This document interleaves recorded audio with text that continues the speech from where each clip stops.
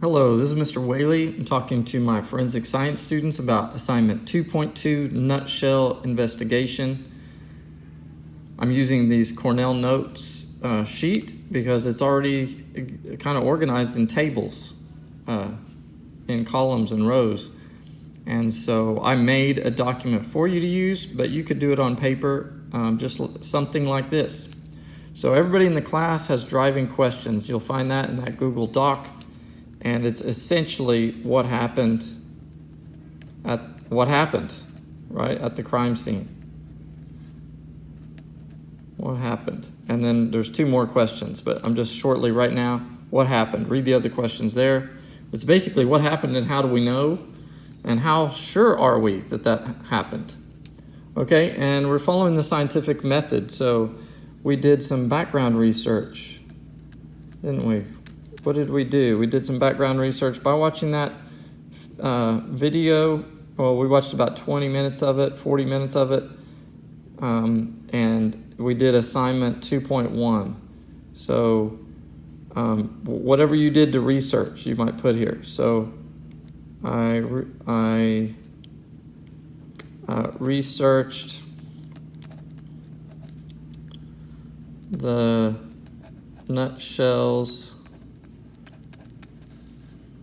of unexplained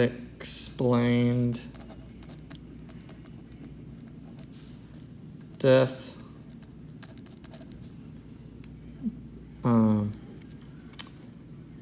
see,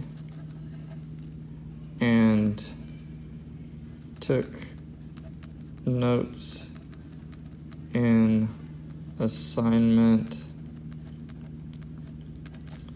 2.1, nutshell introduction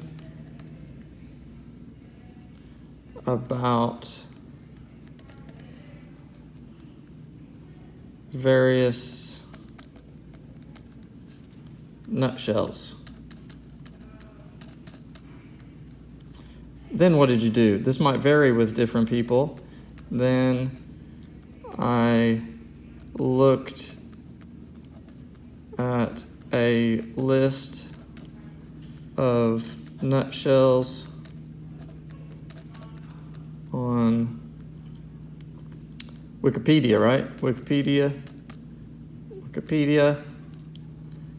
and chose blank, with my partner, so-and-so, okay?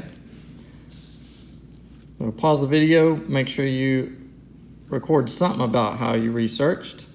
But if you use that Google Doc, you can just change it from red to blue, any of those steps that I gave you to do your background research. Then you've got an investigation question. Investigation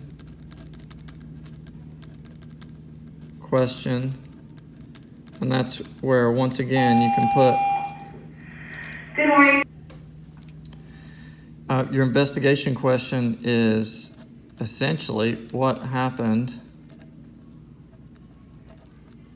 at, and put the date. So this nutshell that you chose, what happened there, and on that date, it might be 1944 or something like that. You don't have to have the exact date. Some students find it pretty easily, some it's harder. That's all right. You don't have to be perfect. You just have to follow the scientific methods. Investigation question, and then hypothesis.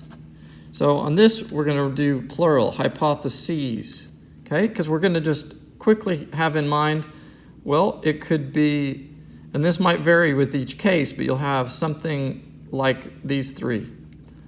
You might say homicide,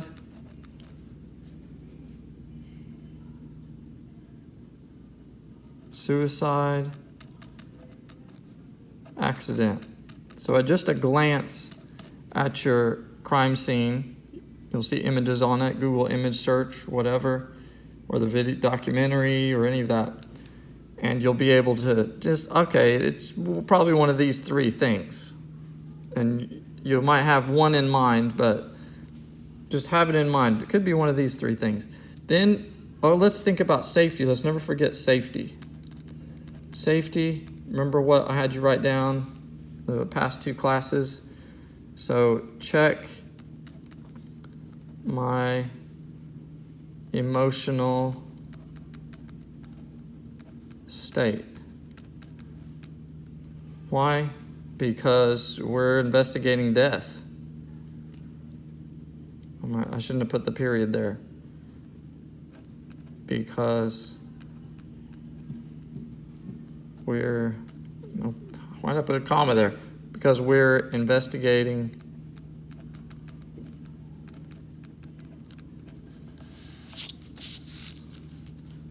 death. Okay. Safety. We would say materials. What materials do we need? Well, you need the internet, and so materials. I'm just gonna say internet. I have a lot of links in that document on Google Classroom. So you click on those. That's what you need to use. Also Google image search. Image search. Sometimes there's other websites like Death in Diorama will help you investigate the kitchen, 1944, I believe, and a few other rooms. There's other websites that might have other rooms. Students are good about investigating that stuff. Okay, next we need to collect our evidence. So, we need a procedure. So we're going to let the data table direct our procedure. I gave you steps of a procedure to kind of break it up into day 1 research, day 2 research, or I should say day 1 observation, day 2, continued observations and analysis. So we're going to make a 3-column table here. And this column is going to be our observations. How many do you have to have? 7. Observations. And this one is going to be processing questions. So we need to analyze each of those observations separately. Processing, questions. And then over here we have many, little conclusions. So you just do a small conclusion for each item of evidence.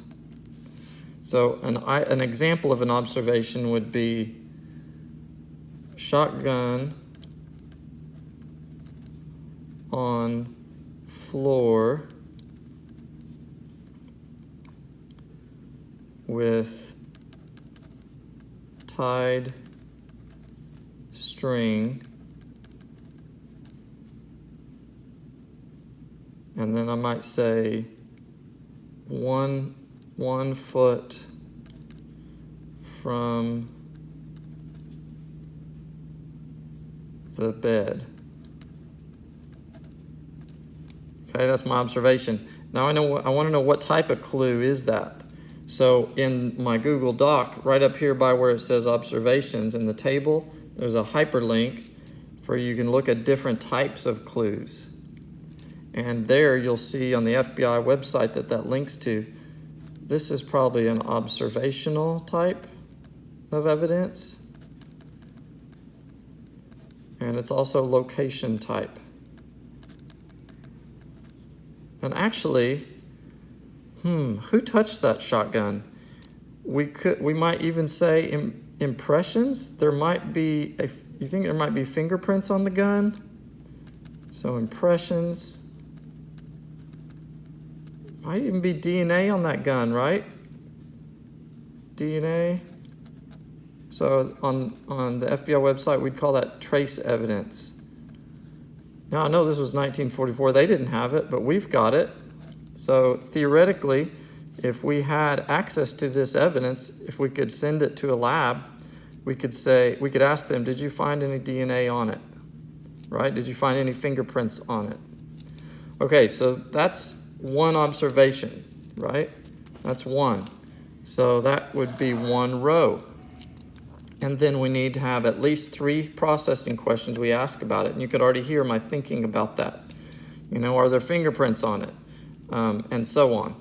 So these are your questions there. A student might ask, well, wait, there's a shotgun there.